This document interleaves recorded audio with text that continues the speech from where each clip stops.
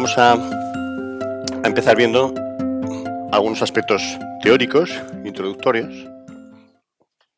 sobre la cognición. El tema de la cognición ha sido un tema clave también en psicología, ¿no? Aunque lógicamente desde una perspectiva diferente.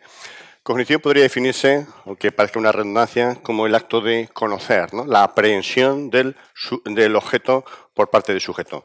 La dualidad, lógicamente, está estructurada, ¿eh? Sujeto, objeto, lo conocido y quién conoce.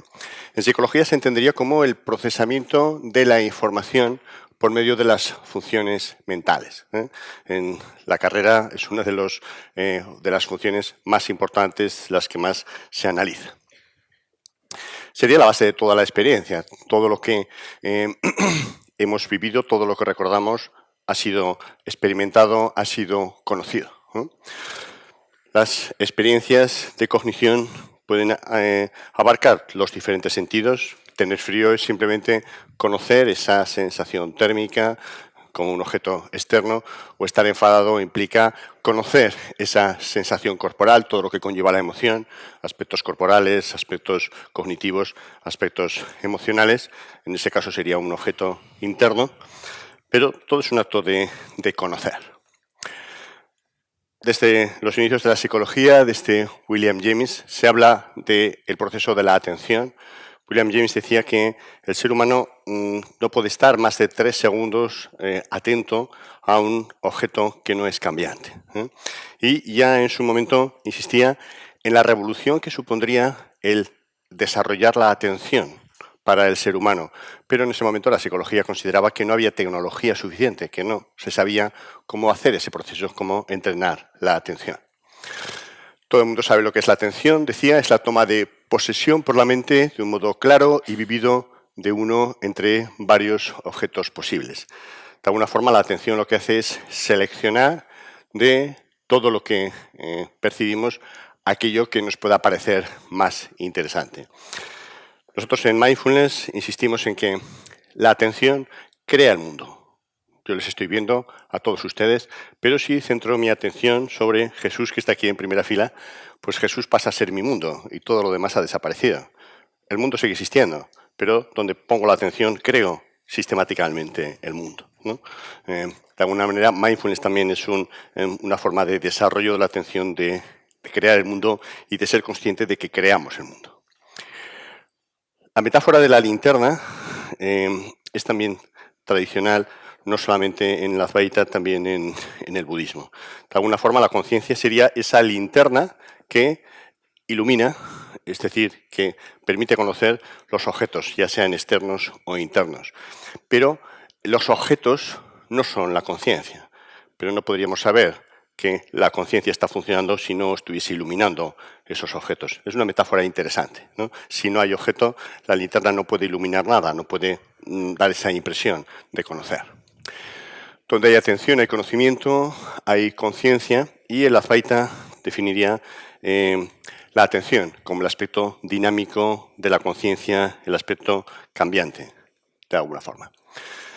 Sujeto y objeto son dos polos de la cognición, lo comentábamos también el otro día, y hablábamos de que unos tipos de meditación enfatizan más el sujeto y otros tipos de meditación enfatizan más el objeto. Las meditaciones atencionales, desde la perspectiva actual de la psicología, comentábamos que había 3 tipos de técnicas meditativas: las atencionales, las generativas y las deconstructivas.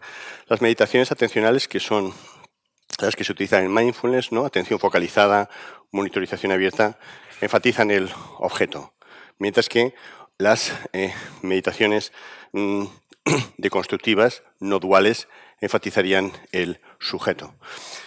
Desde la perspectiva también neurobiológica, comentamos en aquella charla que habría diferentes estructuras cerebrales ligadas a un tipo de meditación u otra. La red cerebral por defecto sería la que seguramente más se modificaba en las prácticas atencionales, donde el foco era el objeto, mientras que otras áreas cerebrales son las que están más involucradas cuando se enfatiza el polo del sujeto. La atención sería el puente entre ambos polos, entre el sujeto y el objeto.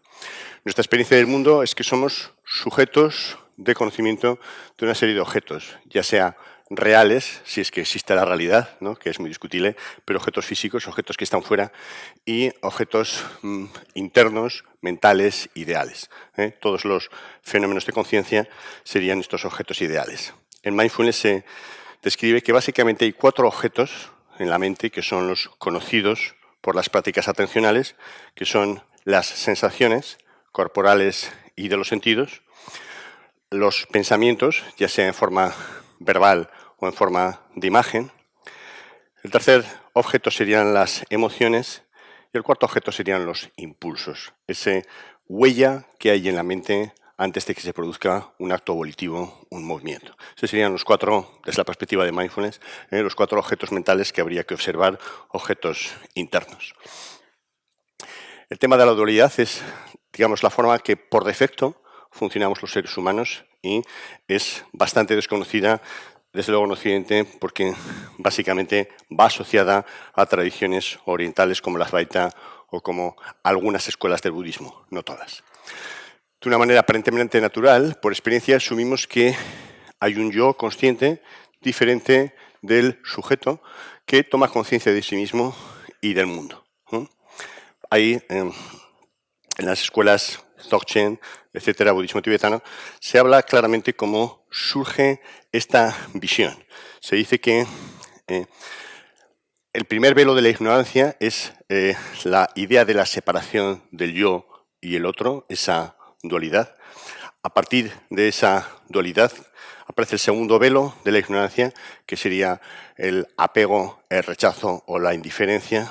A partir de ese segundo velo aparecerían las emociones negativas, aparecerían los procesos de karma y todo eso es lo que genera el estar incrustado en el mundo, preso de esa rueda del samsara.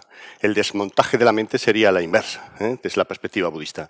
Uno va desmontando el karma, va desmontando las emociones adversas, las emociones negativas, va desmontando la perspectiva del yo y el otro, entra en no dualidad y esa es la forma de alcanzar la iluminación.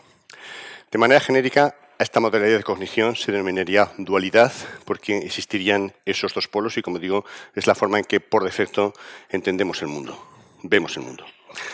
En la Advaita se habla de una cognición eficiente. El concepto de eficiente no es extraño a nuestra mentalidad occidental. Se diferencia entre eficaz y eficiente. Según la Academia de la Lengua, la eficacia sería la capacidad de lograr el efecto que se desea o se espera, es decir, conseguir el objetivo, pero eso se puede hacer con más o con menos gasto de energía y es lo que entraría el concepto de eficiente. Una acción, un medio es eficaz si nos permite conseguir el objetivo previamente determinado, pero como comentaba, un objetivo se puede conseguir con más o con menos esfuerzo. El tema del esfuerzo también es un tema clave en todos los procesos de meditación. Las meditaciones más avanzadas, el Dzogchen, lo que plantea es el no esfuerzo en la práctica meditativa.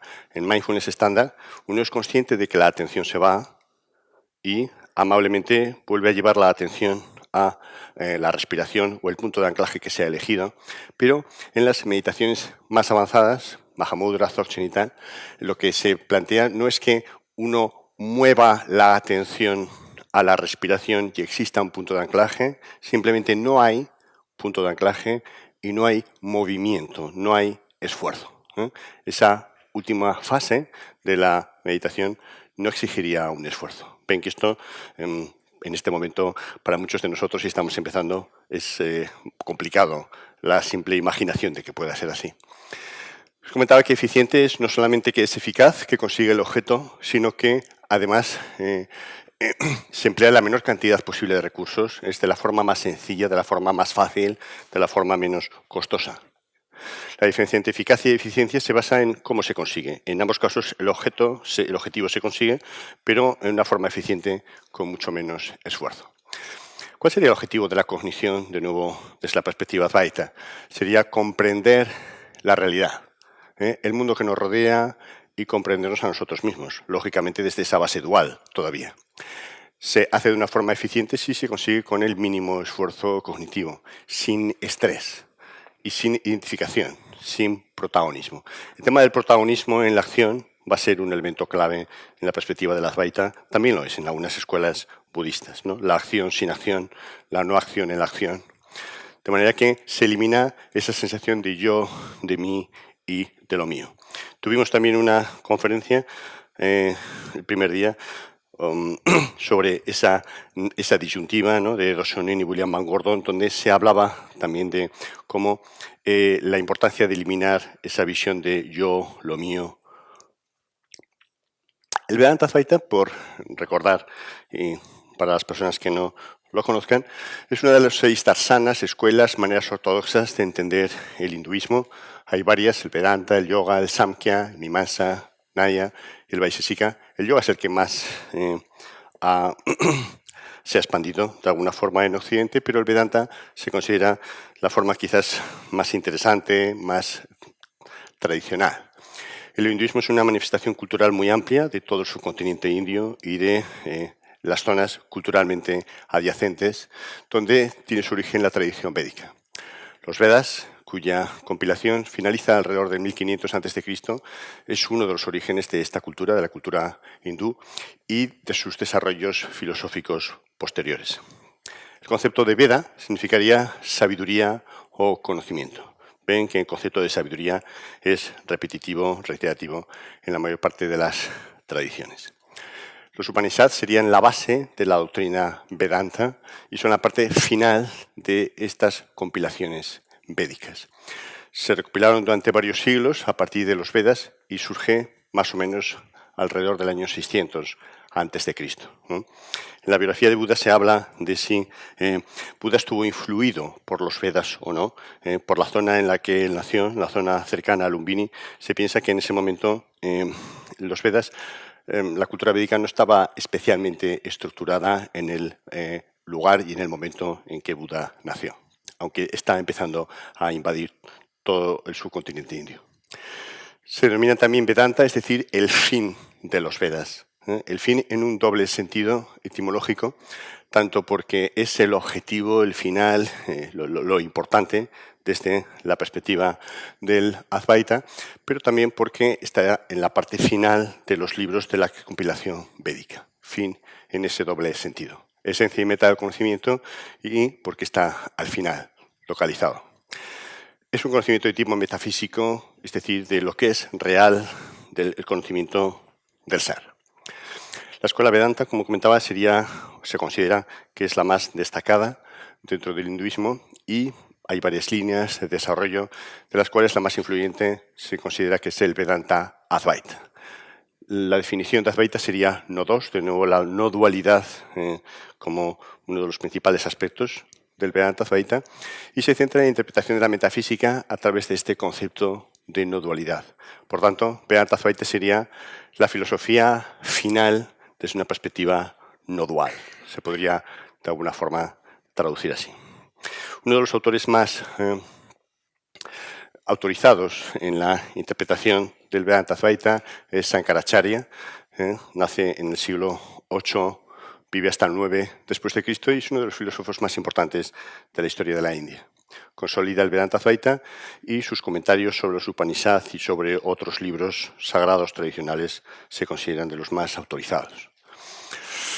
Sankara acuñó y clarificó el concepto de no dualidad, un término que resulta novedoso desde la perspectiva occidental, pero que, como comentaba, no ha sido ajeno a las tradiciones meditativas y religiosas orientales, tanto el hinduismo como el budismo.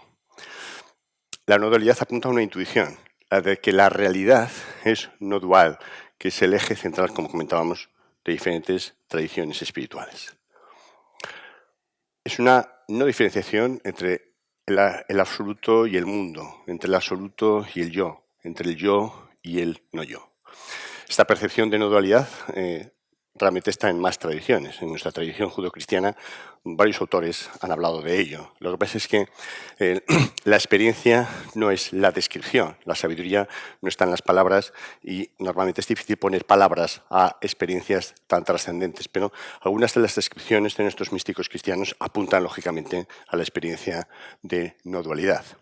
Hay una no diferenciación entre sujeto y objeto. De alguna forma, la dualidad es la lógica del mundo relativo. es la forma de experimentar la realidad que se produce cuando el punto de referencia es el yo. César nos hablaba en la sesión anterior cómo hay una distorsión básica, también el budismo, sobre todo Vajrayana, insiste en eso, ¿no? Que la enfermedad básica, la distorsión básica, el delirio básico, la enfermedad es vernos separados del resto, ¿no? De alguna forma las religiones, el origen etimológico sería ese, es religare, es decir, volver a unir lo que está separado. Lo que está separado es la visión de que yo soy diferente al mundo y que no somos lo mismo.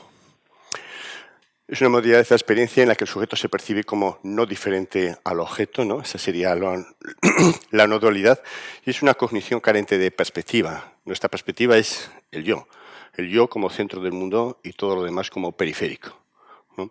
Se hablaba también, algunos de los ponentes que han estado, de la adicción ontológica, ¿no? De que esa perspectiva del yo como centro del mundo adquiere un carácter adictivo, porque me es imposible funcionar o ver el mundo de otra manera.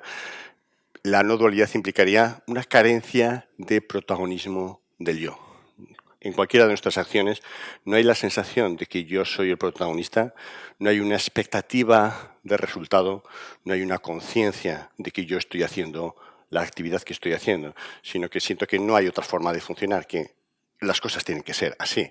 No hay un yo, un mí o un mío. El punto de referencia sería la consciencia, pero una consciencia no separada, no dentro de mí mismo, de mi cuerpo, sino una conciencia global.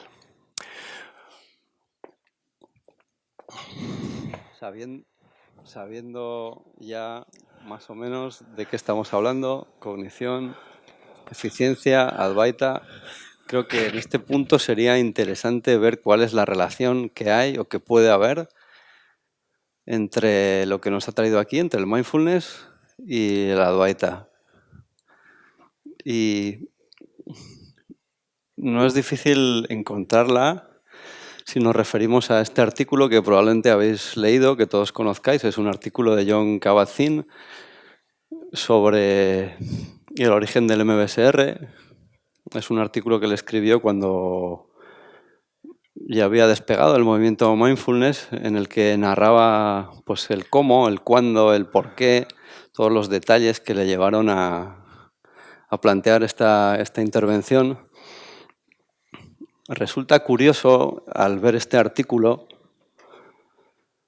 cómo el último párrafo es una cita del maestro Advaita Nisargadatta, en la que dice: viéndote a ti mismo en tu vida diaria con despierto interés, con la intención de comprender en lugar de juzgar, con total aceptación de lo que pueda surgir, ya que está aquí.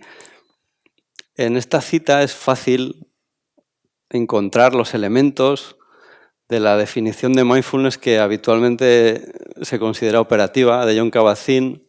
Tenemos por un lado la atención, la intención de comprender en lugar de juzgar, la total aceptación del presente, de lo que está aquí, eso que siempre decimos, ¿no? Prestar atención al presente y sin juzgar. Y no es que esta definición salga de este párrafo necesariamente, ¿no? Pero bueno, hay una clara conexión entre el concepto al que ambos se refieren. Y continúa, ¿no? Esta es la gran obra de la conciencia. Elimina los obstáculos y libera las energías mediante la comprensión de la naturaleza de la vida y la mente. La inteligencia es la puerta hacia la libertad y la atención alerta es la madre de la inteligencia. Jack Kornfield es un autor budista que seguramente todos conocéis, después de la iluminación, la colada, el camino con corazón. No sé si es tan conocido la conexión de Kornfield con el Advaita, ya que también fue discípulo de Nisargadatta, de este maestro del que hemos hablado, como se puede ver en su página web. Y él se refiere a este encuentro con él de la siguiente manera.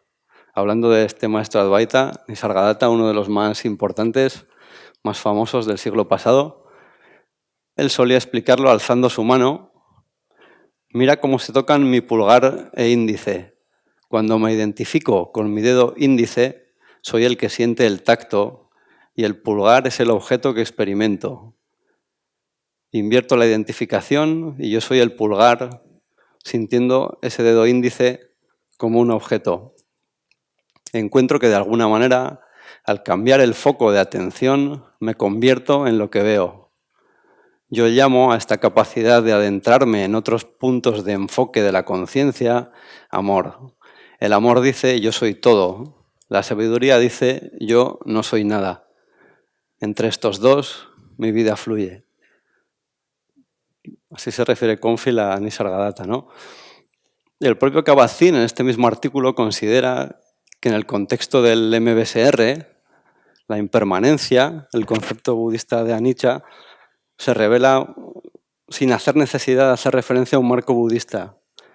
Y también considera que es habitual que surja en los participantes del MBSR una comprensión intuitiva del concepto de la insustancialidad. Dice, a menudo comienza con la comprensión nada despreciable de que yo no soy mi dolor, yo no soy mi ansiedad, yo no soy mi cáncer. Es fácil hacer la pregunta, bueno, entonces, ¿quién soy yo? ¿Quién soy yo? Es la pregunta más importante del mindfulness. Y esto lo dijo Jon Kabat-Zinn el martes en el retiro y lo repitió el miércoles en su conferencia aquí en este congreso, ¿no? En el artículo se refiere a esta pregunta diciendo este es el núcleo de la práctica de Ramana. Ramana Maharshi es el otro gran maestro Advaita del siglo pasado. Y dice, nada más se necesita, solo la pregunta y la interrogación, la indagación e investigación de la naturaleza de sí mismo, no solo a través del pensamiento, sino a través de la conciencia misma. Esta pregunta es la forma habitual de referirse a la autoindagación, que es la práctica interior de la Advaita, la práctica por excelencia de esta tradición. Es una práctica que la podemos considerar deconstructiva dentro de esa clasificación psicológica que se hace. La autoindagación busca proporcionar al practicante una experiencia directa de la conciencia en sí, de la conciencia no identificada, no personal. En este sentido, igual que hablamos de mindfulness como una experiencia no conceptual, es esta experiencia la que se busca. Siguiendo con este artículo de los 25 años, los primeros artículos sobre MBSR no solo citaban a sus raíces Theravada, sino también sus raíces Mahayana y de las dos tradiciones Zen, tanto Soto como Rinzai, así como algunas corrientes de las tradiciones yógicas, incluyendo el Vedanta, Nisargadatta, las enseñanzas de Krishnamurti o Ramana Maharshi. Es decir, esta relación está claramente implícita en este artículo, aunque tal vez para las personas que no están familiarizados con ella, pues puede pasar desapercibido, ¿no? Esa conexión pues se pierde. Y continúa hablando directamente de la conciencia no dual. Mi formación en Zen siempre ha hecho hincapié en la conciencia no dual, trascendiendo sujeto y objeto. Por esta razón, desde el principio del MBSR pusimos énfasis en la no dualidad y en la dimensión no instrumental de la práctica y, por lo tanto, en el no hacer, en esa carencia de esfuerzo a la que estaba haciendo referencia Javier. Estas dos preguntas son buenas preguntas que están en el origen del MBSR. ¿Por qué no tratar de hacer la meditación tan de sentido común que cualquier persona se sienta atraído por ella? ¿Por qué no desarrollar un vocabulario americano?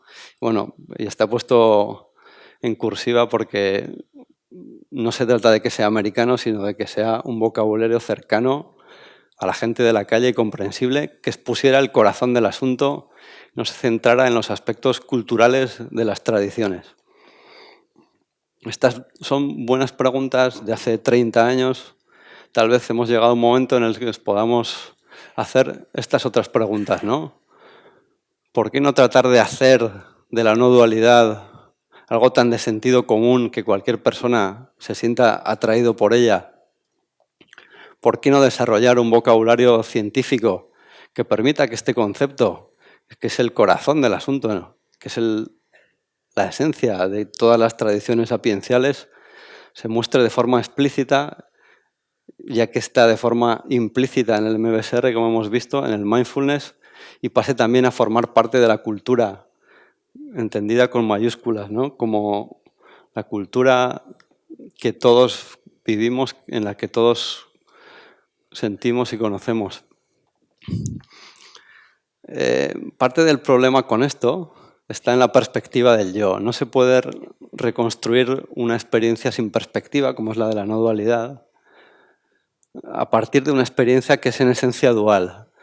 Esta perspectiva del yo, el mí, lo mío, está implícita en toda experiencia cognitiva dual, en la que hay un sujeto diferenciado de lo que conoce, es decir, una conciencia individual que está encerrada, por eso, en su propia perspectiva. La mente dialéctica no puede concebir una experiencia que no es dialéctica. Y parte de la dificultad también está en que no tenemos un vocabulario occidental, científico, para describir este proceso. Esto hace que la no dualidad, a pesar de que empiece a sonar, empiece a estar cada vez más presente, siga siendo un concepto esquivo, normalmente mal entendido e insuficientemente estudiado por la ciencia. ¿Podemos salir de esta perspectiva? Pues bueno, creo que es necesario una comprensión experiencial directa en primera persona, aunque no sea correcto decirlo en primera persona, de qué es la no dualidad, ¿no? Y de esta manera podemos hacer que este concepto empiece a formar parte de la exploración de la conciencia bajo el enfoque de la ciencia contemplativa de la mente, al que se refiere Alan Wallace. Es decir, que podamos estudiar la experiencia directa con un método que sea validable por otras personas, que podamos encontrar indicadores universales en la cognición. ¿Qué puede aportar desde esta perspectiva el Advaita? Como comentaba Sesha, no sé si habéis estado en la mesa anterior, el Advaita básicamente estudia la atención.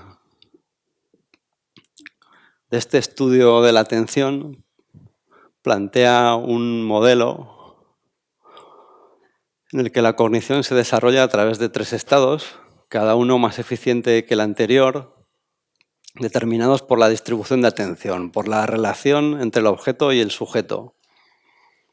Estos estados de atención eficiente serían la concentración psicológica, que en el modelo yoga se denomina pratyahara, la concentración no dual, que en el modelo yoga se determina como dharana, y el tercer estado sería la meditación, al que se suele referir como dhyana y samadhi. Este modelo,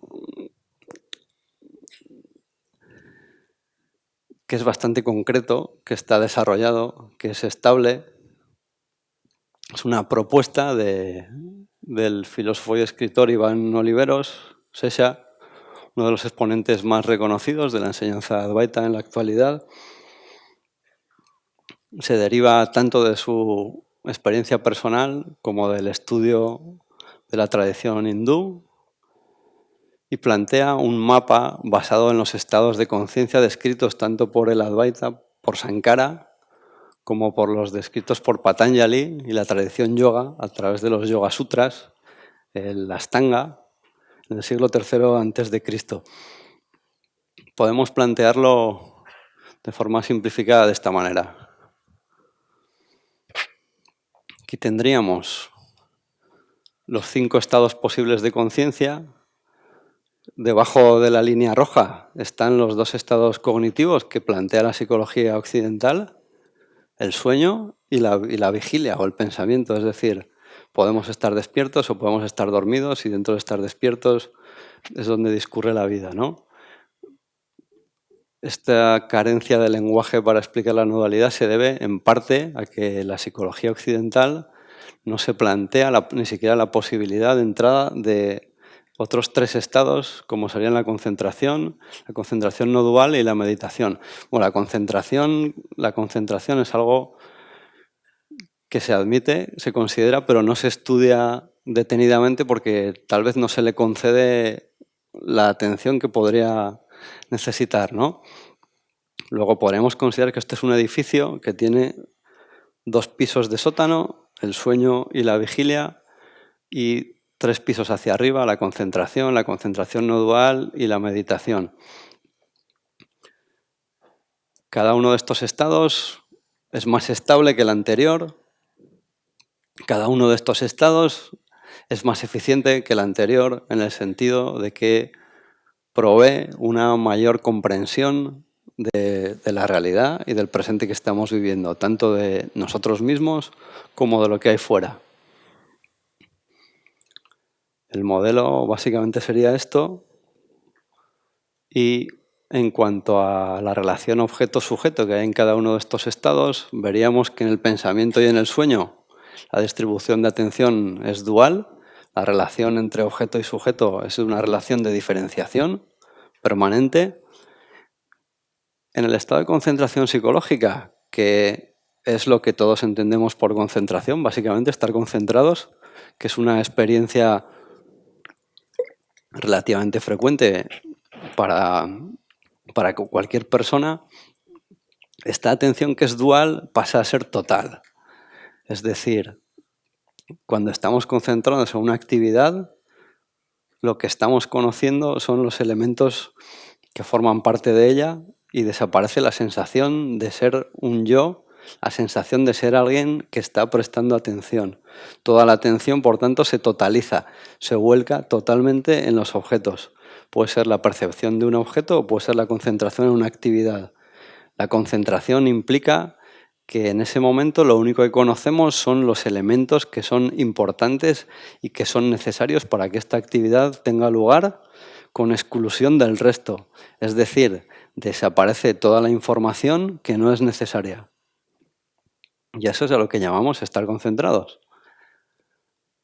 El siguiente estado sería la concentración no dual, que requiere de una estabilidad de atención mayor, en el que vuelve a haber sujeto y objeto, pero no se perciben diferentes, se perciben como no diferenciados. Y el siguiente estado de meditación también se mantendría la relación no dual entre sujeto y objeto, pero los objetos de percepción estarían formados por un campo abierto, no habría unas fronteras en la percepción como habitualmente tenemos en la percepción común. Normalmente estamos limitados por los sentidos o en el mundo interior por el subconsciente. Este es el planteamiento básico del modelo. Vamos a profundizar más adelante en los diferentes detalles de los estados. Vamos a hacer entre medio alguna práctica, porque al final, como decía, estamos buscando una comprensión experiencial del concepto, porque por muchas vueltas que le demos, no vamos a poder imaginar algo que no se puede ver desde esta perspectiva. Obligatoriamente tenemos que cambiar de perspectiva. Tenemos que salir de esa limitación que nos impone nuestro hábito de cognición, la limitación que nos impone percibirnos, sentirnos, sabernos como un sujeto que es esencialmente distinto del objeto. Vamos a hacer algunos ejercicios y vamos a intentarlo. Vamos a ver si es posible. Si es posible para nosotros y si es posible para nosotros ahora. ¿Qué vamos a utilizar para estos ejercicios? Un concepto que se denomina simetría. Simetría implica una diferenciación en la identidad. ¿Qué quiere decir esto? Que la misma información se ve ordenada de manera diferente. Dicho así, es extraño, pero se entiende mucho mejor así, ¿no? Esto sería un ejemplo de simetría. La simetría especular. Vemos que la misma información, esta mujer, por ejemplo, se percibe diferente en el otro lado. Aquí está mirando a la izquierda, aquí está mirando a la derecha. La información es la misma, pero el orden en el que aparece, el orden en el que la conocemos, es lo que cambia. Esta simetría se establece entre el mundo interno y el mundo externo. El mundo interno está formado por los objetos mentales, por aquello que pensamos y sentimos. El mundo externo está formado por los objetos, aquello que percibimos a través de los sentidos. Con lo que podríamos desdoblar este mapa básico, este edificio de 3 pisos, lo podríamos convertir en 2 edificios de 2 pisos en el que los estados serían simétricos. Es decir, funcionarían de la misma manera, pero presentarían, se manifestarían de una manera diferente. Como decía, esto es mucho mejor saberlo que intentar entenderlo. Entonces, si no hay ahora ninguna pregunta concreta que podamos solucionar rápidamente, vamos a pasar a la práctica.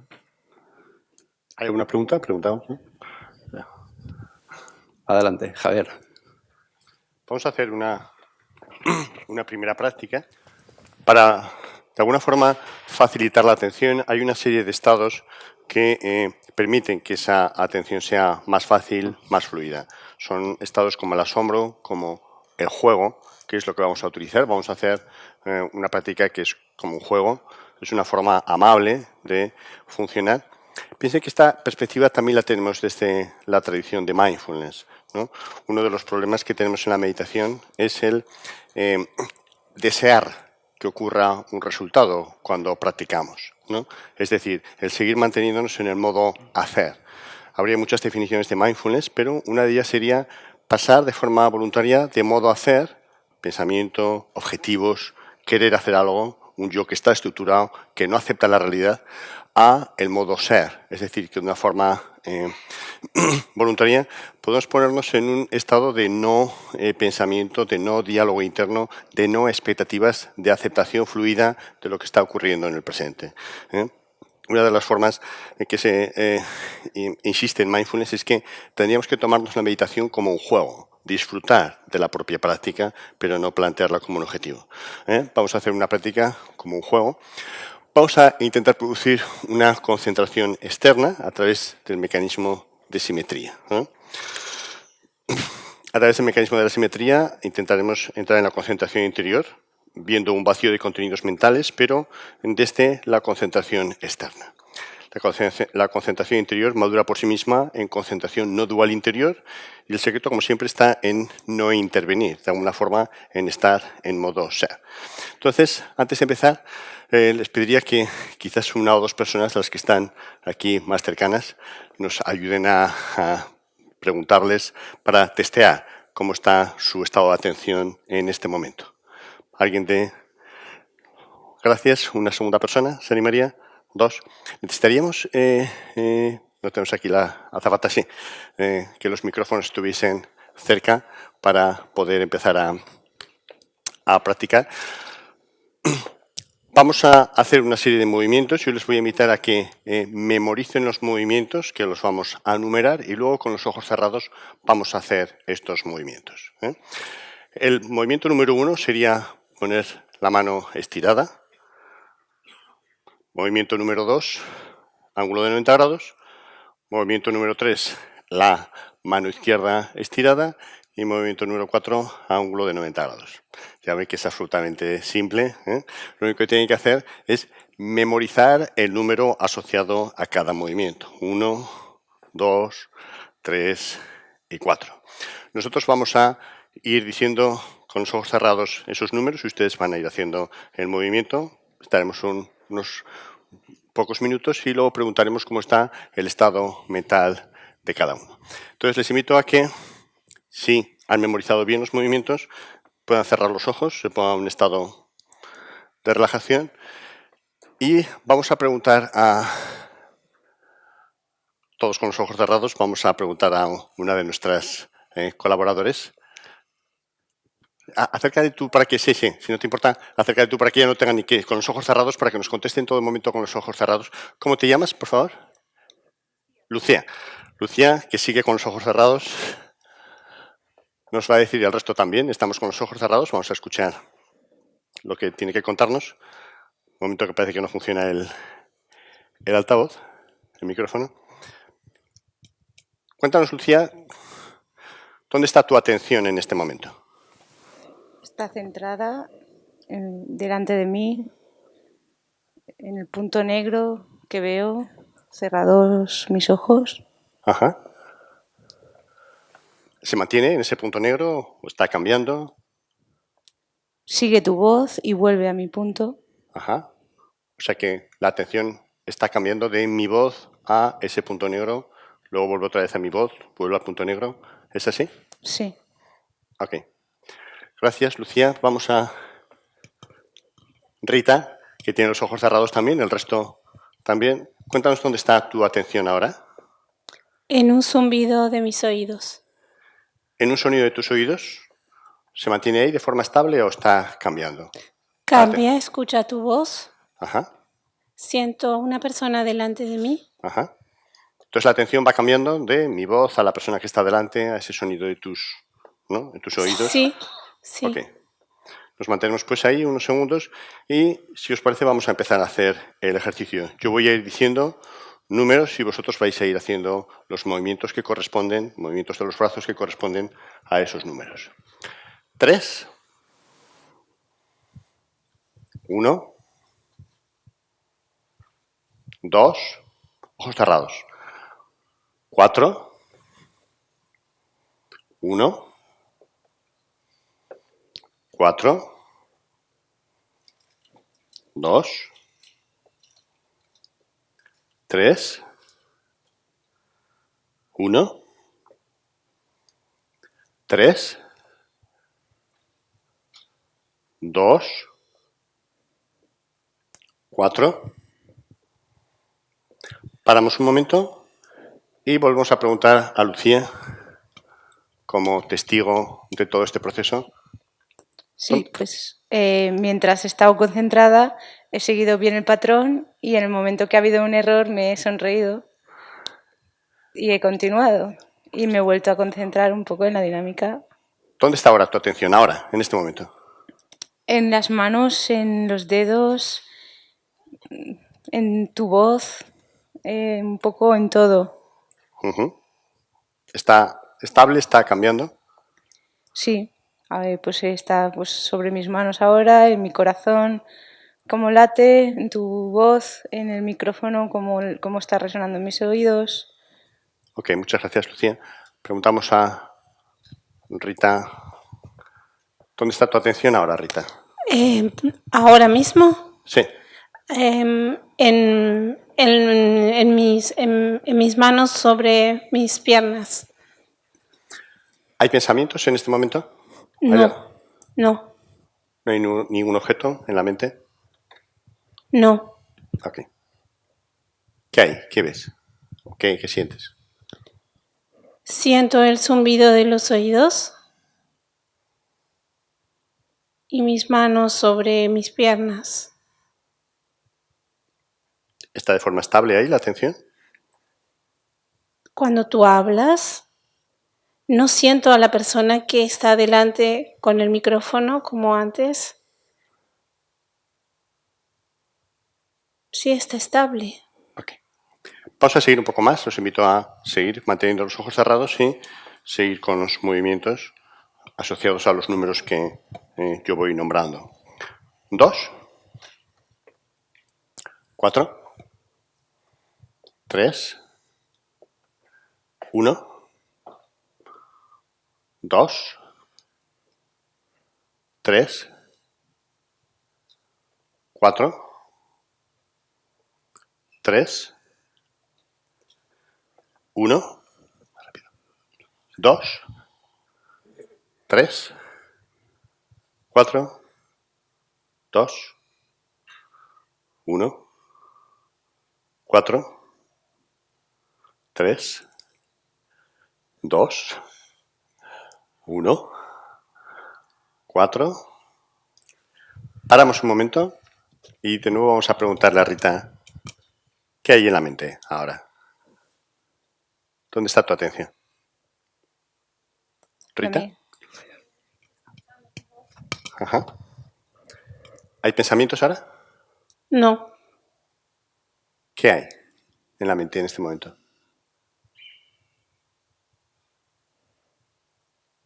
Creo que no hay nada. ¿Cómo es esa nada? Si tuvieses que describirla. Es difícil.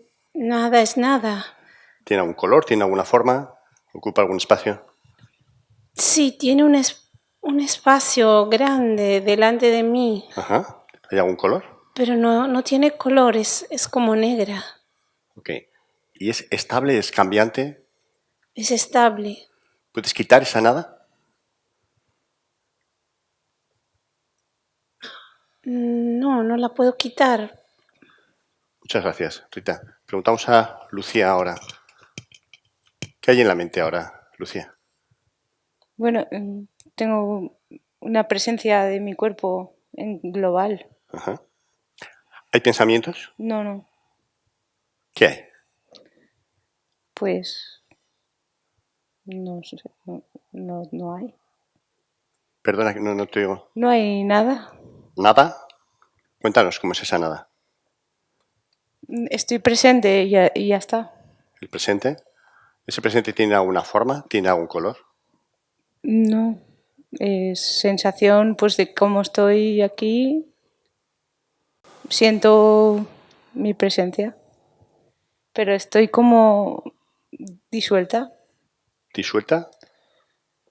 Sí. ¿Dónde está lo que conoce? No sé hasta qué punto es el límite entre el pensamiento o no pensamiento y la presencia. ¿Dónde tienes la sensación de estar? ¿Hay algo que está en algún sitio? Estoy aquí, pero es que ahora siento un poco más mi cuerpo, Ajá. pues no sé, he sonreído, me he sentido un poco ahora. Tal vez me ha venido un pensamiento de incomodidad y me he descentrado un poco. Ok. Gracias, Lucía. Os dejamos un espacio en esta situación, en este momento. Os vamos a dejar 2 o 3 minutos para que podáis experimentar, disfrutar de esta sensación, sea la que sea, y podéis manteneros ahí, sin esfuerzo, fluyendo.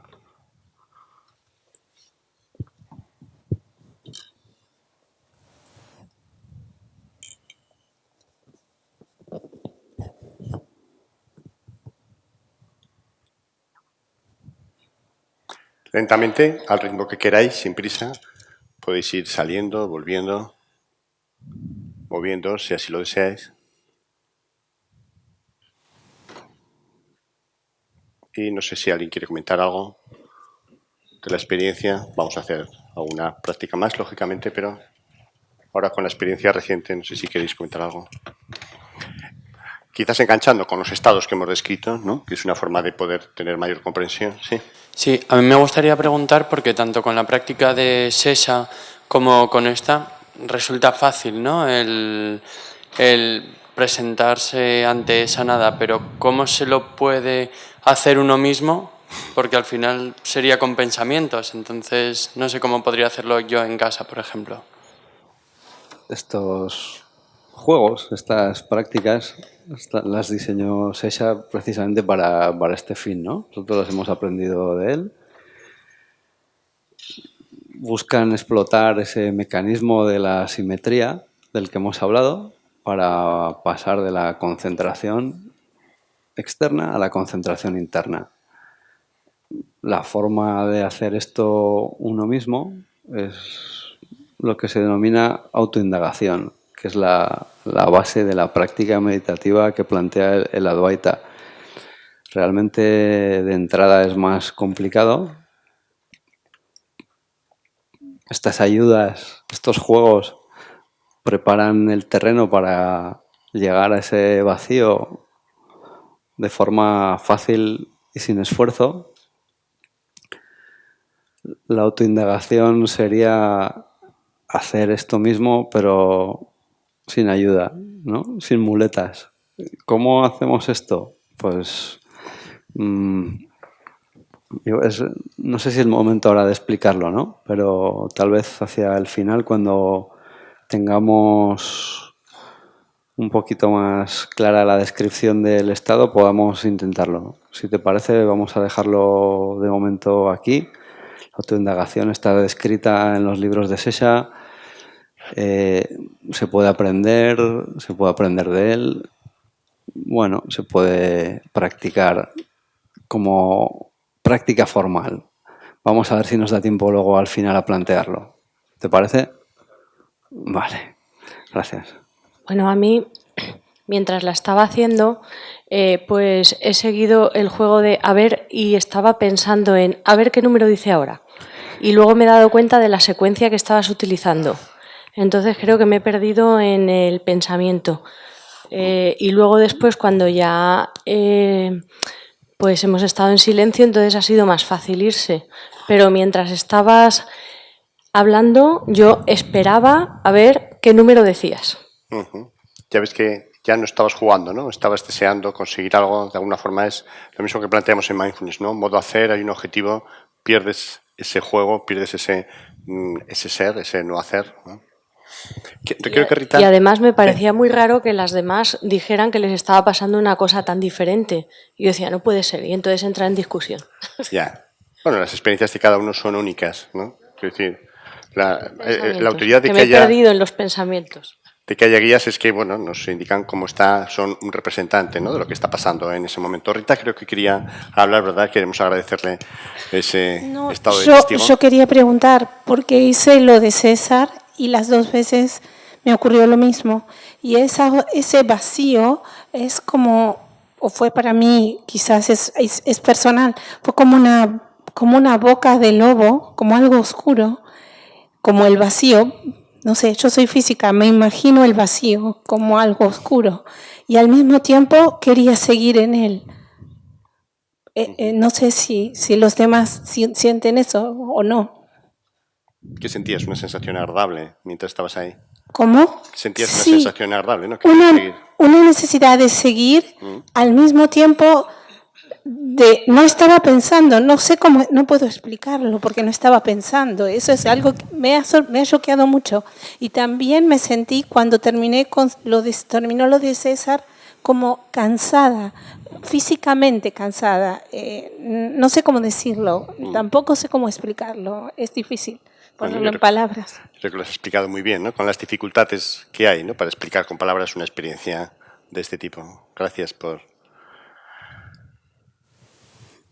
A mí me ha recordado, Javier, yo he sido montañero durante muchos años y me ha gustado mucho salir a la montaña y, claro, en ocasiones te encuentras en situaciones de riesgo que tienes que resolver, ¿no? Y me ha acercado mucho a situaciones de ese tipo en las que sabes que estás en riesgo, pero no puedes tener miedo, tienes que ejecutar las cosas de una manera que, sin tener la concentración en el miedo, puedas resolver la situación. Y no sé, de alguna manera me ha acercado un poco a ese tipo de situaciones. Es decir, no hay pensamiento y es como si estuvieses observándote a ti mismo lo que estás ejecutando en ese momento. Algo muy, muy, muy similar. ¿Y la sensación general era de...? Era de bienestar. De bienestar. Era de bienestar, sí. Bueno. Sí. No hay miedo en ese momento. No hay miedo. Si hay miedo, fracasas en el intento, yo creo. Gracias. Sí, yo también he tenido una sensación bastante similar, lo cual me ha sorprendido mucho, ¿no? Y mi pregunta es la siguiente.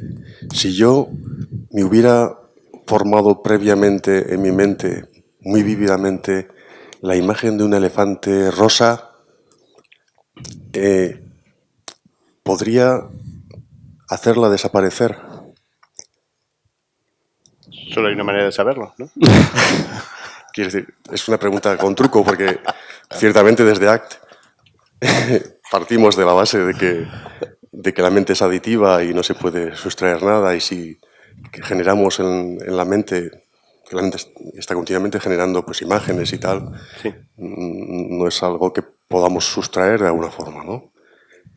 Aunque sí, ciertamente mi experiencia no ha sido la de sustraer ahora nada y coincide bastante con... Por eso me ha sorprendido mucho, ¿no? Y claro, entonces estoy un poquito fuera de juego. Fíjate, como le hemos preguntado a Rita, ¿no?, que ella nos contaba y como parece que también has experimentado tú, esa sensación de vacío, de nada, se describa como se describa, es estable, ¿no? Da una sensación de estabilidad, es más estable que un pensamiento. Un pensamiento da la impresión que lo puedes quitar, por eso le hemos comentado, quita esa nada. No había forma de quitarla, ¿no? Porque está ahí estable. El elefante rosa lo podrías quitar. Es un pensamiento, es una creación de la mente. Un poco el planteamiento es que ese vacío, esa nada, está ahí, es estable, es de alguna forma al final, no es algo que puedas quitar.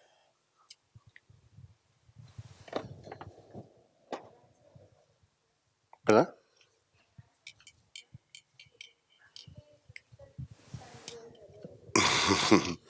Bueno, es un poco lo que ocurre también con la práctica de mindfulness, ¿no? El espacio, los huecos entre pensamientos, se considera mindfulness, que es la auténtica naturaleza de la mente. La auténtica naturaleza no es el pensar. Se ha comentado en la sesión anterior que el niño, cuando empieza todo ese proceso de diálogo interno, hacia los 7 años o así, pues bueno, se engancha en esa visión del yo, en esa visión dualista. Creo que ha comentado algún compañero que la perspectiva no dual siempre está ahí. Que haya nubes no quiere decir que no exista el sol, más allá de esas nubes, ¿no? Es decir, que haya pensamientos no quiere decir que no existe esa naturaleza no dual, esa sensación, esa percepción del vacío. Cuando contactas con ella, produce una sensación de bienestar que engancha de forma positiva, que es la experiencia que se tiene en la práctica meditativa, ¿no? ¿Y esta sensación de no poder mover el cuerpo? Que estaría... Bueno, me ha pasado alguna vez y no podía moverme. No, pero bueno, tampoco sentía la necesidad de hacerlo. Claro, claro. William Wallace hablaba mucho de todo este tema, ¿no? Perdón, Alan Wallace habla mucho de este tema, ¿no? Del espacio de la mente, a diferencia del espacio de los sentidos, también se hablaba de ello, ¿no? La perspectiva interna, la perspectiva externa, ¿no? Cuando uno está en el espacio de la mente, está desconectado del resto de los sentidos, ¿no? Entonces es una experiencia muy interiorizada, muy de estar adentro, uno no tiene ganas de moverse, está en esa experiencia, que es el espacio de la mente, es un espacio que no es el de los sentidos, ¿no? Si os parece, vamos a analizar brevemente el recorrido que ha hecho la cognición en esta práctica.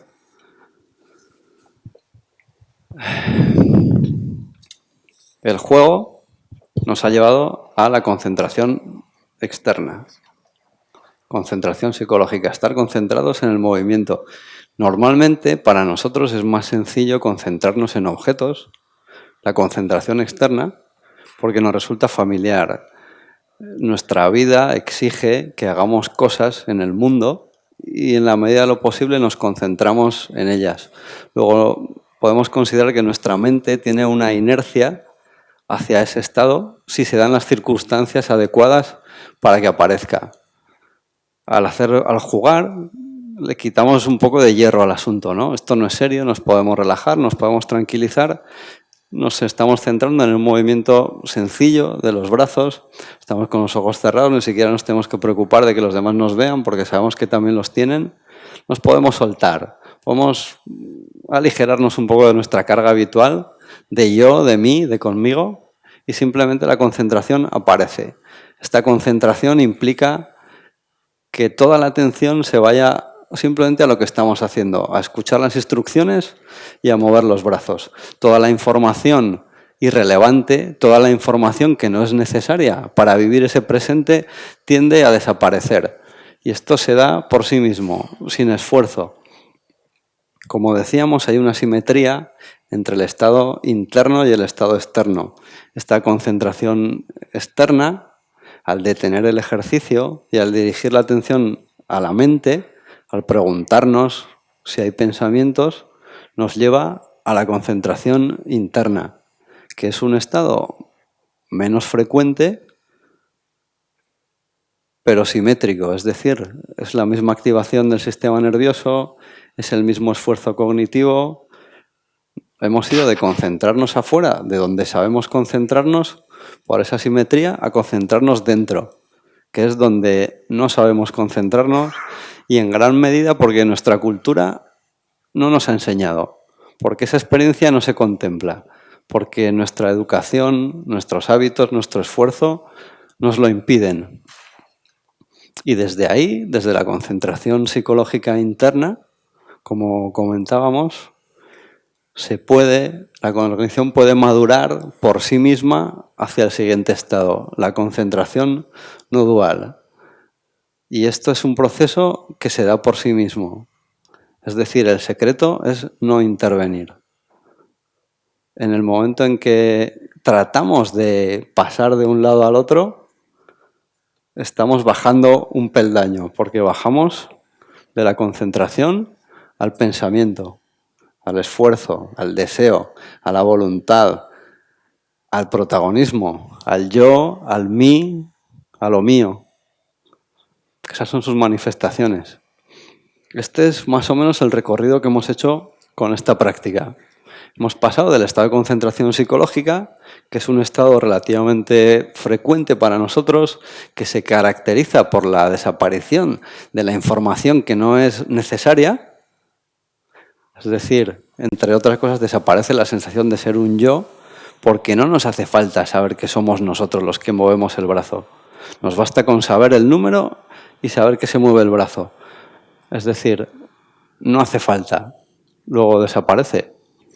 Y esto nos lleva a la concentración interna, su estado simétrico, en la que lo que desaparece son los objetos mentales.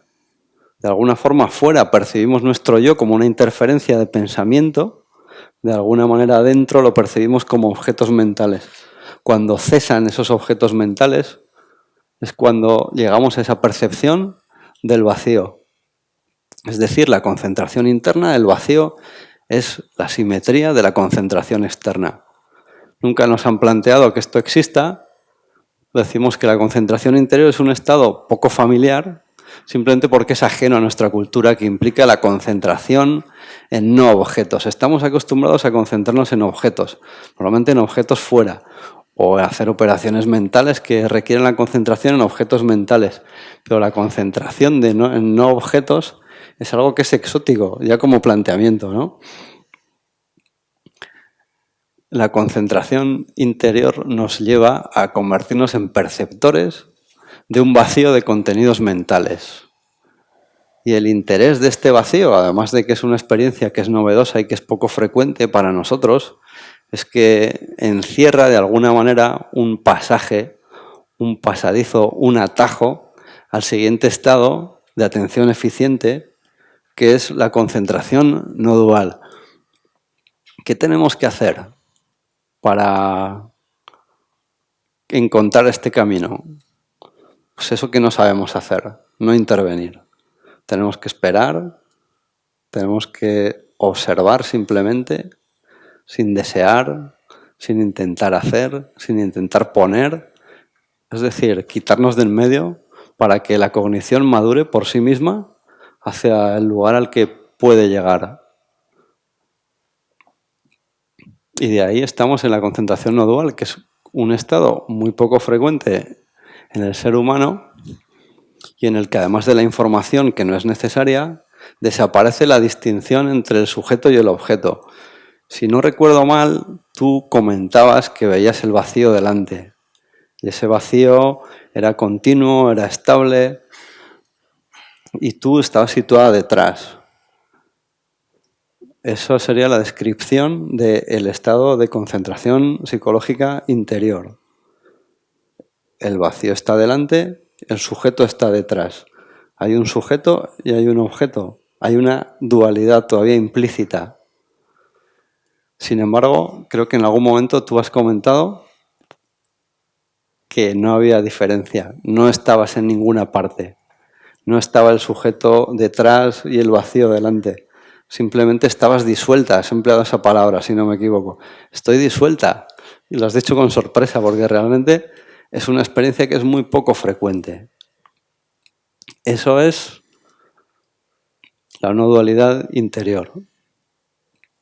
Es decir, además de la información que no es necesaria, los objetos mentales, el yo en forma de lo mío, desaparece la diferencia entre sujeto y objeto.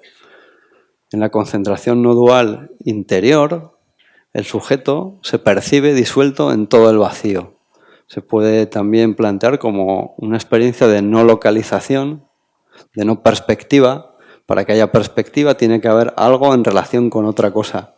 No hay perspectiva porque solo hay algo que está en todo o que no está en ninguna partes. Y se percibe efectivamente como disolución. Este estado tiene una simetría externa, la concentración no dual externa. Al ser externa implica el uso de los sentidos. El sujeto se percibiría disuelto en todo el campo, se percibiría en todos los objetos. Se percibiría no diferente a aquello que está viendo, aquello que está percibiendo. Como habéis visto, la experiencia de la no dualidad interior se puede alcanzar por este estado de simetría. La experiencia de la no dualidad exterior es menos frecuente, es más inestable, es más difícil de obtener, pero simplemente es una simetría del mismo estado.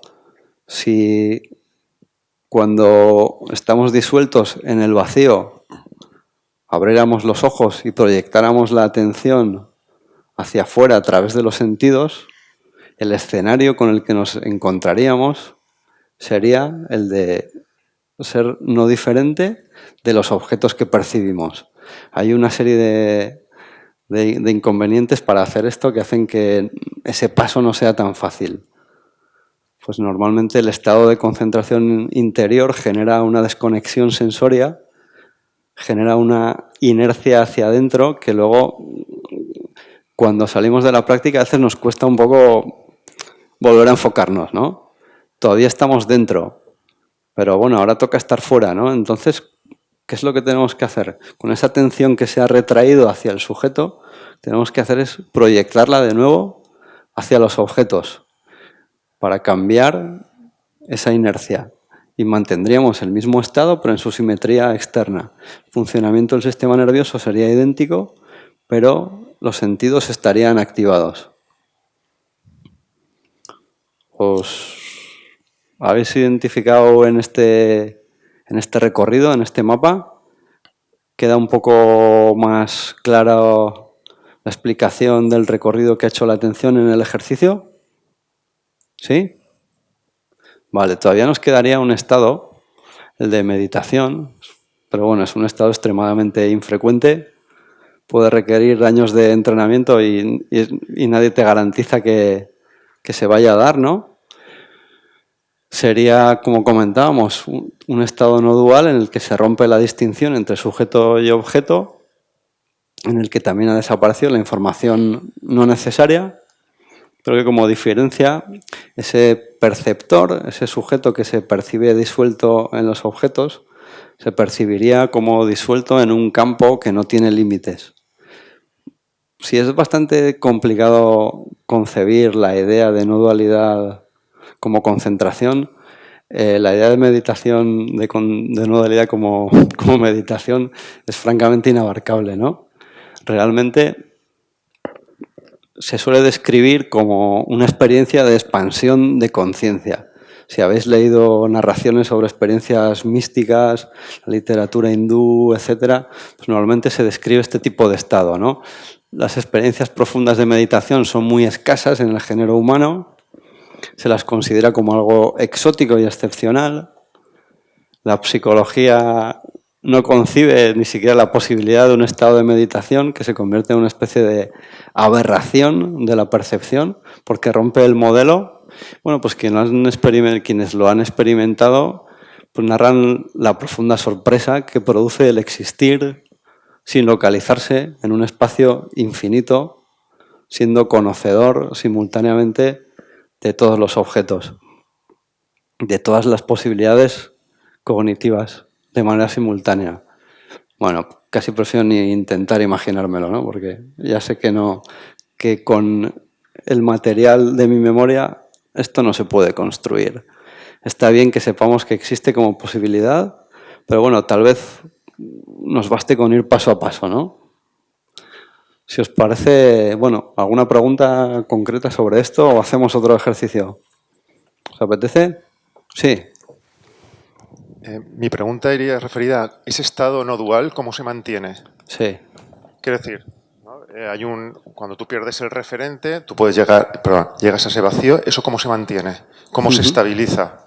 ¿Cómo se estabiliza ese vacío? Sí. Pues dejándolo estar y no tocándolo para nada. A ver si se puede, ¿no? ¿Y si se va? Y si se va, pues se ha ido. Si se va, podemos pensar a dónde se ha ido, ¿no? Es decir, nuestra experiencia es que se va. Pero bueno, realmente también podemos concebir que simplemente es como las nubes que tapan el sol, se ha visto momentáneamente interferido por un objeto mental, por ejemplo, ¿no? Es decir, cuando dices que se va, quieres decir que aparece un pensamiento. Por ejemplo. Sí, digamos que si estuviésemos hablando de un ejercicio atencional que ahí se desestabiliza, ¿no? ¿Cómo vuelvo a estabilizar todo eso? ¿No? Ajá. Yo como fan de Wallace, por ejemplo, yo diría que iría al cuerpo, ¿no? Al cuerpo, Ajá. a la respiración, estabilizaría y volvería, ¿no? A ese estado quizás de vacío. Entonces me resulta, supongo que tengo ese otro referente, ¿no? Para intentar entenderlo. Claro, es normal, ¿no? Esto es un camino, un camino para llegar a un sitio que no es el único camino, ¿no? Entonces, bueno, si tú tienes una forma adecuada de llegar a ese estado, pues utiliza los recursos que tengas, ¿no? Si no, ¿qué podemos hacer cuando se pierde el estado? Pues nada, seguir jugando, ¿no? Echar otra moneda, hacer otro ejercicio o continuar con las instrucciones de la autoindagación. Es decir, como comentábamos, podemos llegar hasta aquí por medio de uno de estos juegos, por medio de uno de estos ejercicios, haciendo una pequeña trampa. Si no, básicamente consiste en recuperar una atención estable al vacío. El vacío se ve interrumpido por pensamientos. Después del siguiente pensamiento vuelve a haber vacío. Podemos concentrarnos ahí, ¿no? Podemos dejar que la atención amablemente se dirija ahí. ¿Qué es lo importante? Darnos cuenta de que estamos pensando. Lo habitual suele ser estar pensando y no darse cuenta. Cuando nos damos cuenta de que estamos pensando, ese momento de conciencia, que es un momento de presente puro, genera un espacio. Si mantenemos una atención sostenida a la aparición de pensamientos, como si fuéramos un gato que está al acecho de un ratón que va a salir de ahí de un agujero de la pared, va a llegar un momento en que esa atención va a ser lo suficientemente estable para permitir que de nuevo se resuma en el vacío y desaparezca la información que no es necesaria. Es decir, nos volvemos a concentrar. Todo esto que acabo de decir, pues bueno, nos volvemos a concentrar. Perfecto, muchas gracias. Hay una metáfora que podría plantearse como el agua, cuando el río está llevándola, puede enturbiarse. Y simplemente hay que esperar a que esté en un momento de quietud y todo baja, y entonces ahí está. Eso es, esa es la idea. Sí, esa es la metáfora. Hay varias metáforas que se utilizan en mindfulness. Una es esa, ¿no? Otra es la montaña, los espejos, etcétera. Efectivamente, hay que no hacer nada y llega. Es un poco la respuesta que yo creo que le estaba dando Imanol a David, ¿no? Sí. Que dice, si tú quieres recuperar ese vacío, ya quieres algo con lo cual te alejas más. Entonces, es simplemente dejar que aparezca, ¿no? Eso es, no intervenir. Que no es tan simple, claro, porque en cuanto has experimentado esa sensación de vacío, hay apego a ese vacío, quieres mantenerlo y ya se estabiliza otra vez el ciclo, ¿no? De apego-rechazo. Esta es la dificultad, ¿no? Por eso se dice mucho, ¿no? En las tradiciones meditativas que cuando uno tiene una experiencia de este tipo, a veces es un problema, porque el apego a volver a tener la experiencia le dificulta volver a tenerla. No es volver a jugar. Sí, es lo mismo. Pero jugar sin apego. No, claro, el juego implica que tú no quieres un resultado. El juego auténtico, ¿no? Nosotros ni siquiera cuando jugamos en modo ser, jugamos en modo hacer, ¿no? Uno juega para ganar. Ese es el problema. No juega para disfrutar jugando. Vamos a hacer otra práctica. ¿Cómo vamos de tiempo? Son las 8, queda media hora. Vale, pues si os parece, vamos a tratar de combinar las dos cosas. lo que le hemos comentado a él, vamos a tratar de adosar a una de estas prácticas un ejercicio de autoindagación. De forma que cuando empecemos a emplear las estrategias que se recomiendan para la autoindagación, la mente ya esté bastante estable, bueno, pues por el ejercicio, ¿no? De forma que no sea tan difícil, que no sea tan a pelo. Y luego, pues esas instrucciones se podrán aplicar, las podréis aplicar en vuestra práctica diaria, si os resultan útiles. Vamos a ello. ¿Bajamos un poquito la luz? Sí. Sí, si os parece, vamos a nuevamente a cerrar los ojos y vamos a jugar a imaginarnos cosas, igual que antes hemos jugado a movernos para llegar a la concentración interna, desde la concentración externa. Vamos a empezar esta vez desde dentro. Solemos pensar que pensar es un problema, pero bueno, pensar solo es un problema cuando el presente que estamos viviendo no lo hace necesario. Así que ahora, como este presente nos permite pensar, vamos a dejar que la mente piense. Y como es un juego, bueno, simplemente vamos a escuchar, vamos a dejar que nuestra mente vaya creando las imágenes que vamos evocando, sin necesidad de hacerlo bien, sin necesidad de hacerlo perfecto, sin necesidad de hacerlo mejor que nadie, o mejor que ninguna otra vez. Vamos a permitirnos relajarnos en este juego. ¿Alguien nos quiere ayudar? Como antes, ¿a alguien le apetece ir contestando estas preguntas para indagar el estado de la atención? Todas las preguntas que le hago a él van para todos. ¿Cómo es tu nombre? Eduardo. Eduardo, vale. ¿Cómo está la atención ahora, Eduardo? Estoy atento a tu voz. Ajá. Y cuando no hablo, ¿qué información selecciona? ¿Qué información conoce? ¿De qué eres consciente ahora? Del espacio de la sala, de las personas que hay a mi alrededor. Ajá, vale. Y concretamente, ¿qué es lo que conoces de estas personas? ¿Cómo sabes que están ahí? Las percibo de alguna manera. Por el sonido, tal vez, el movimiento, o simplemente sabes que están porque lo recuerdas. Lo recuerdo. Vale, bueno, entonces estás pensando que hay personas. Sí. ¿Qué más conoce la atención? ¿Perdón? ¿Qué más? ¿Qué más conoce la atención? ¿A dónde se dirige? A la forma en la que estoy hablando, la forma en la que estoy reaccionando a tus preguntas. Pensamientos, vale. Siempre hay un poquito de miedo escénico, ¿no? También en estos asuntos. Vale. La cuestión es si la atención está quieta o si se mueve entre diferentes elementos. Por lo que me comentas, se mueve entre diferentes elementos, pensamientos, recuerdos, sonido. Decimos que esto es una atención secuencial que va de una parte a otra, de dentro a fuera, de una parte de un objeto a otra parte de otro objeto. Es decir, es una atención que es móvil, que no está quieta. Vamos a ver si podemos encontrar otra distribución de atención distinta más adelante con el juego. Vamos allá. Vamos a dejar que la mente forme la siguiente imagen.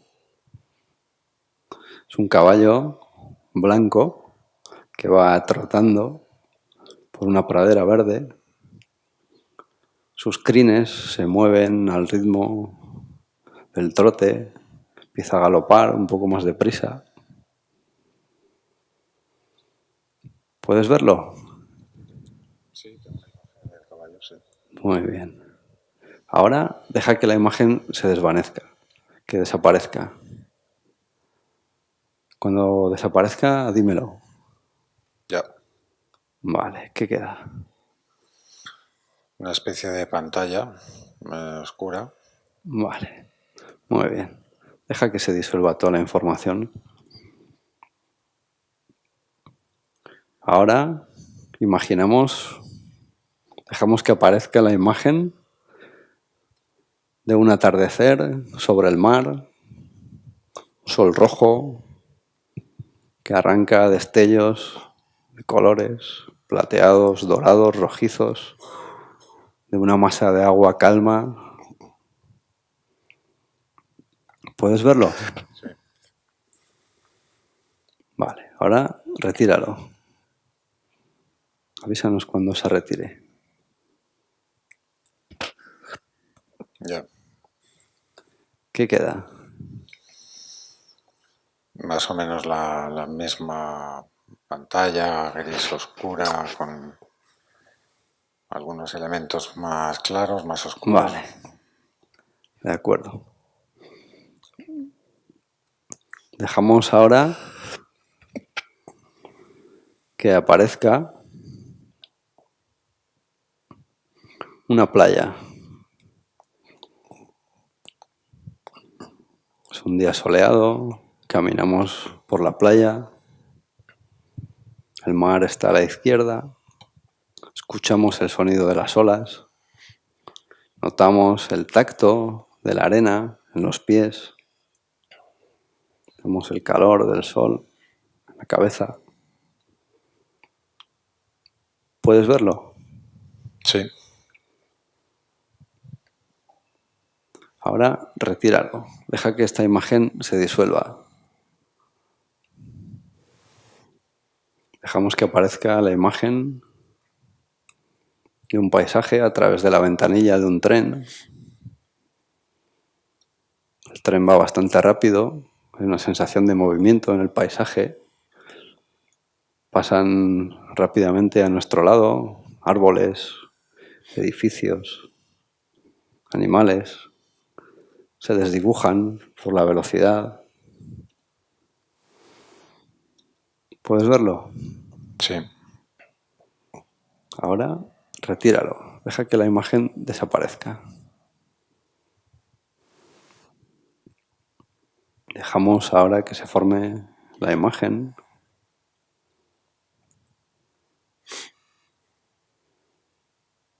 La siguiente escena. Llegamos a casa después de un día largo de trabajo. Nos sentamos en el sofá, nos quitamos los zapatos,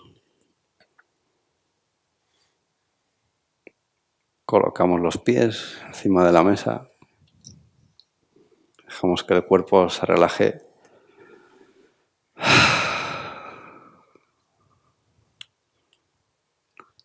¿Puedes verlo? Sí.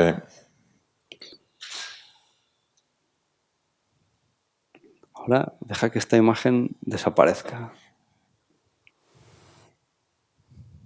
¿Qué queda? Pues siempre es la pantalla como el interior de mis párpados casi. Vale.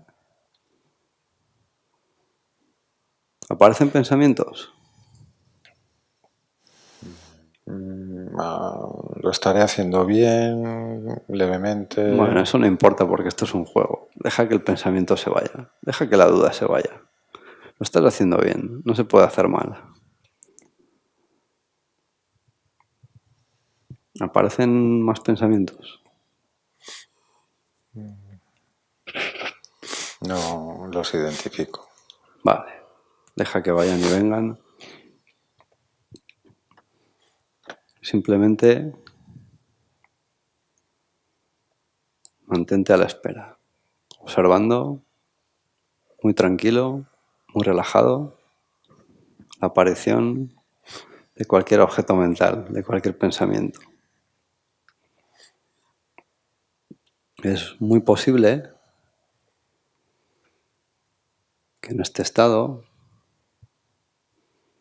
podamos percibir una ausencia de pensamientos que se expresa como un vacío que queda al frente, que seamos perceptores de este vacío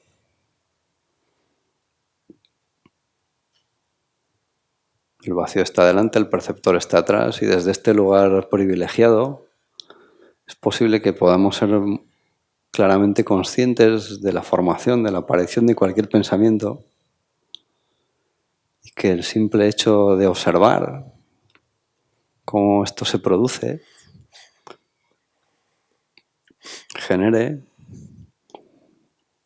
haga que el pensamiento se disuelva, que desaparezca, que pase, para resumirnos de nuevo en la observación de ese vacío, de esa nada.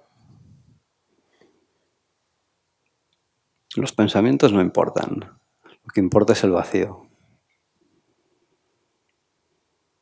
Dejamos que la atención descanse en la observación de este vacío.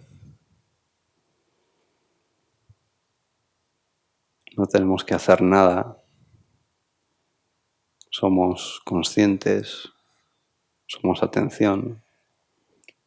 La atención existe, el vacío existe. Dejamos que la atención descanse en la observación de este vacío, sin intervenir. Nada que lograr, nada que conseguir, ningún sitio al que llegar.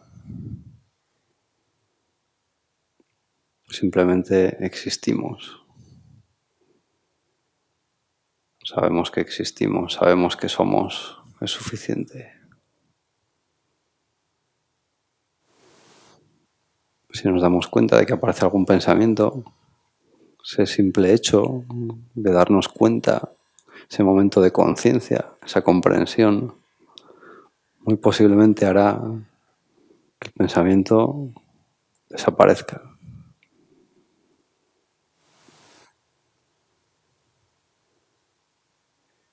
Es posible que el vacío esté al frente y el perceptor esté atrás. Es también posible que el perceptor esté disuelto en la totalidad del vacío. No tenemos que hacer nada. Dejamos que este proceso se dé por sí mismo. La clave está en no intervenir. Simplemente esperar.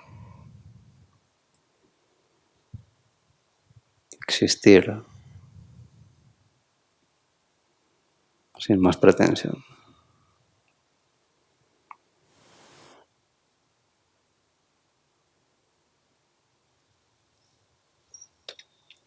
Todavía con los ojos cerrados.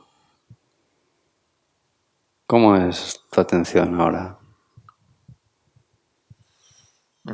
Se ha expandido un poco. A veces no es tan dirigida hacia un espacio delante mía, sino que a veces parece como que ese espacio quiere envolverme, pero no dejo de tener pensamientos. Deja que el espacio te envuelva.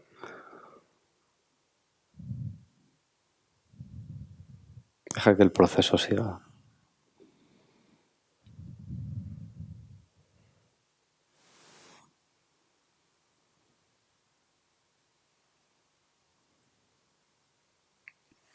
Los pensamientos no son importantes, simplemente tratamos de darnos cuenta de que están ahí.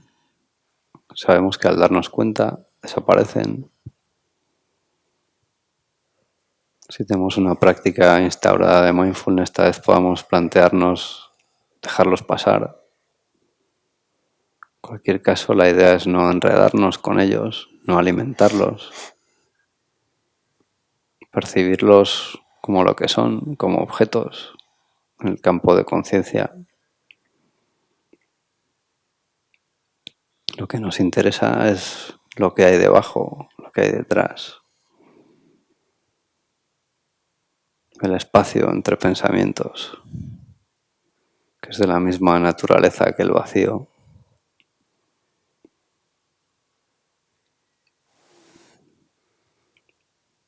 Poco a poco, para ir saliendo de la práctica, vamos a dejar que nuestros ojos se abran. Para mantener el estado vamos a proyectar la atención a través de los sentidos hacia los objetos, hacia lo que tengáis delante.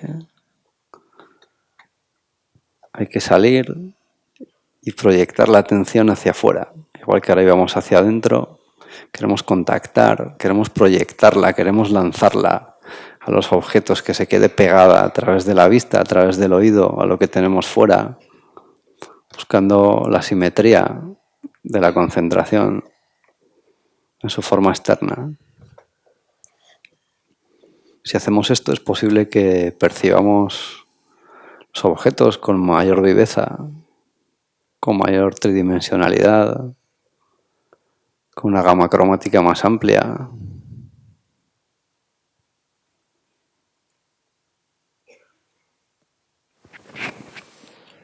Bien, se está muy bien callados cuando la mente está tranquila. ¿Alguna pregunta, comentario, duda? Hola, buenas tardes. Escuchando durante toda la tarde las distintas conferencias, etcétera, me queda un poco la cuestión de dónde encajamos el famoso estado de flow estudiado por Mihai, de apellido indescriptible e indecible. Cuando un deportista, un músico está tocando una pieza musical o está realizando un ejercicio, claro, por un lado hay algo físico, quiero decir, están haciendo algo, pero por otro lado están abstraídos completamente de ese momento. Entonces, en estos tres estados, ¿encajarían alguno? ¿Estaría entre medias de dos? Yo creo que el estado de flow, de flujo, estaría aquí. Sería un escalón superior de la concentración psicológica. Una concentración psicológica continua. La experiencia flow en el libro de Csikszentmihalyi se describe así, ¿no? Como una experiencia de concentración continua en una actividad con exclusión del resto. Es decir, toda la información que no es necesaria para llevar a cabo esta actividad desaparece del campo de conciencia. Y lo que percibimos es simplemente en cada momento lo que necesitamos percibir para que esa actividad o ese flujo de concentración se mantenga. Única y exclusivamente lo que hace falta, ni más ni menos. Pero sí que a veces describen pérdida de autoconciencia, es decir, como que no son, la gente no es consciente de que está realizando ese ejercicio, esa... Cuando realmente estamos concentrados, parte de la información que no es necesaria, que desaparece, es la de ser nosotros los que estamos concentrados. Y eso es una experiencia que sucede a diario a cualquiera, más larga o menos larga. Pero, por ejemplo, cuando estamos leyendo, si lo que estamos leyendo nos interesa, llega un momento en que dejamos de ser conscientes de que estamos viendo papel con letras y empezamos a ser conscientes del contenido. Dejamos de ser conscientes de que sostenemos un libro, dejamos de ser conscientes de que pasamos las páginas, pero somos plenamente conscientes de la información que estamos recibiendo. Cuando escalamos, por ejemplo, como comentaba Jesús, cuando alguien está escalando y más si lo hace sin cuerdas, seguramente va a llegar un momento en el que deje de aparecer cualquier información que no sea la inmediatamente necesaria para agarrarse al siguiente punto. Cuando bailamos, cuando andamos en bicicleta, cuando hacemos cualquier actividad en la que seamos hábiles, lo normal es que llegue un momento en que perdamos la noción de que somos nosotros los que estamos haciendo, que perdamos la noción del tiempo, que perdamos incluso la noción del espacio que nos rodea. Por ejemplo, podemos estar leyendo en un espacio muy ruidoso sin ser conscientes del ruido. Podemos estar leyendo, que alguien venga y nos pregunta algo y contestarle y luego no saber ni que le hemos contestado, ¿no? ¿Qué es lo que desaparece ahí? La información que no es necesaria. Entre ella, la apropiación de la cognición, es decir, la sensación de yo, de mí y de lo mío, el protagonismo. Sí, el problema sería que el estado de flow no se extrapola al resto, ¿no? Sería un estado como de mindfulness, como de concentración psicológica, pero solo en alguna actividad específica para cada persona, ¿no? En el hobby que te gusta, en una actividad que te gusta, pero no correlaciona con mayor nivel de mindfulness en el resto de las actividades, ¿no? Mindfulness sería estado de flow donde quieras, en la actividad que quieras, porque simplemente desaparece el diálogo interno y se rompe esa distinción sujeto-objeto. Vale, gracias. Para que no se nos quede desdibujado, autoindagación. Hemos planteado el vacío. Las estrategias de la autoindagación son básicamente dos. La primera es ser conscientes del perceptor, ser conscientes de nuestra existencia. Cerrar los ojos, ir hacia adentro, contactar con la existencia, saber que existimos simplemente, ¿no? La mínima experiencia cognitiva es la de saber que existimos. A partir de ahí es cuando solemos montar el resto de la experiencia. Existo de determinada manera, estoy de tal modo. Luego, el elemento más pequeño de conciencia es la conciencia de existir. Si nuestro estado mental nos lo permite en ese momento, básicamente tenemos que engancharnos al perceptor, ser conscientes de que existimos, cerrar los ojos, dejar que la atención vaya hacia adentro, más allá de la barrera sensoria, y descansar en esa experiencia de existir, descansar en el vacío. Cuando nuestro estado mental no lo permite, porque a veces también pasa, venimos de un estado de agitación mental, de pensamiento, preocupaciones, etcétera, lo que hacemos es lo que estamos sugiriendo ahora, ¿no? Simplemente ponemos atención para ser conscientes de la aparición del pensamiento. Cuando aparece ese pensamiento, cuando aparece ese objeto mental y lo detectamos, esa cadena de pensamiento se va a cortar. Ese momento de conciencia plena, ese momento de presente va a tener ese efecto. O sea, manifestar como vacío. La naturaleza del espacio entre pensamientos es la misma que el vacío. Si mantenemos la atención estable, poco a poco vamos a ver que la velocidad del pensamiento se detiene, se ralentiza, que el espacio entre pensamientos es cada vez más amplio y lo ideal sería que llegáramos al vacío. Esas son las dos estrategias básicas, tal y como lo plantea Sesha, para hacer la autoindagación, ¿no? Tal como lo planteaba Ramana Maharshi, se utilizaba la pregunta, pero el efecto, al final, la pregunta, ¿quién soy yo? Pero el efecto que buscaba esta pregunta era simplemente el de detectar el pensamiento. ¿Cómo él lo manifestaba? Cuando aparece cualquier pensamiento, se plantéese usted, ¿de quién es a quién pertenece este pensamiento? A mí. ¿Quién soy yo? Y esa pregunta nos tiene que llevar hacia lo que está más atrás del pensamiento. Diferentes autores lo plantean de diferentes maneras, pero al final la idea ha evolucionado normalmente al simplemente darse cuenta de que aparece un pensamiento. La función de la pregunta no es esperar que aparezca una respuesta, porque la respuesta que se está buscando no es una respuesta pensada, no es una respuesta dialéctica, no va a aparecer una imagen ni va a aparecer una palabra. Lo que estamos buscando es simplemente la experiencia de que el yo es vacío, de que ahí no hay nadie, ¿no? Y él a veces contaba una historia de una boda, por lo que decía, las bodas en la India duran bastante tiempo. En esta boda se cuela un extraño, los invitados que son de la familia del novio creen que es de la familia de la novia y le empiezan a tratar muy bien. Los de la otra familia, al ver lo bien que le trataban, empiezan a tratarle muy bien también. Y entonces llega un momento en que se preguntan, pero ¿quién es esta persona? Y él, al saberse descubierto, al saber que es un impostor, huye y desaparece, ¿no? Eso es, según Ramana, lo que es el yo. Un impostor que nos hace pensar que existe, pero cuando se le busca, cuando se le indaga con una atención adecuada, continua, estable, lo único que puede hacer es desaparecer. Ese es el fundamento de la autoindagación. La pregunta, como decía Sesha, es lo de menos, ¿no? De alguna forma hay que articularlo. Simplemente basta con darse cuenta de que aparece un pensamiento y eso simplemente va a hacer que el pensamiento desaparezca. Estamos sin hora.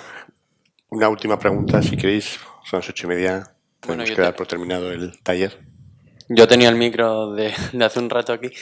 Más que una pregunta, sí que me apetecía compartir que, bueno, desde sin tener una gran experiencia en meditación, pero sí habiendo pues tocado diferentes maneras de, ya sea pues con mantras o con yoga o con mindfulness, siempre me había sentido de alguna manera esclavo de la respiración. Creo que, no sé si es algo común o no, me parecería interesante saberlo, pero esta manera que dicen siempre dejar fluir la respiración, nunca había podido. Siempre era el anclaje, pero al mismo tiempo era lo que hacía ser esclavo y siempre, no sé si en algún momento dejaba de forzarlo. Y aquí, por eso también, además de compartirlo, quería agradecerte porque nunca fui consciente de respiración. O sea, la respiración dejó de existir directamente y entré en uno de los estados, yo creo que más potentes de este sentido de concentración que nunca había tenido.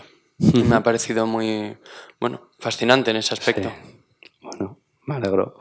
La respiración no es imprescindible. La respiración es un ancla habitual en el mindfulness. Bueno, hay que entender que es una muleta, ¿no? Es como el coche que nos ha traído aquí, pues ya nos ha traído.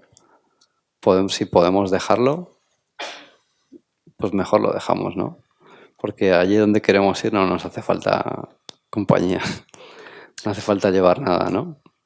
Sí, en las prácticas atencionales se habla de que hay atención focalizada, lo que se desarrolla es la propia capacidad de atención y el objeto que se utiliza de atención puede ser muy variable, desde una imagen hasta la respiración, hasta un objeto externo como una botella. El segundo tipo de práctica atencional sería la monitorización abierta. Se suele utilizar un anclaje, la respiración o el cuerpo en general. Esa sería la práctica estándar de mindfulness, ¿no? Monitorización abierta, uno observa lo que hay en la mente desde un anclaje, que es la respiración, pero efectivamente, si solo se practica eso, al final la muleta, que es el anclaje, acaba siendo el centro. Y uno prácticamente no puede hacer ninguna práctica sin anclaje. Entonces, hay un segundo modelo que sería la monitorización abierta sin anclaje, donde uno salta al espacio de la mente sin el anclaje de la respiración o del cuerpo. Entonces, un poco ese tipo de técnicas serían monitorización abierta sin anclaje. Y damos por concluido el taller. Sí, son las 8:30. Vale, de acuerdo. Nos mantenemos en horario. Gracias por venir, gracias por estar con nosotros. Gracias.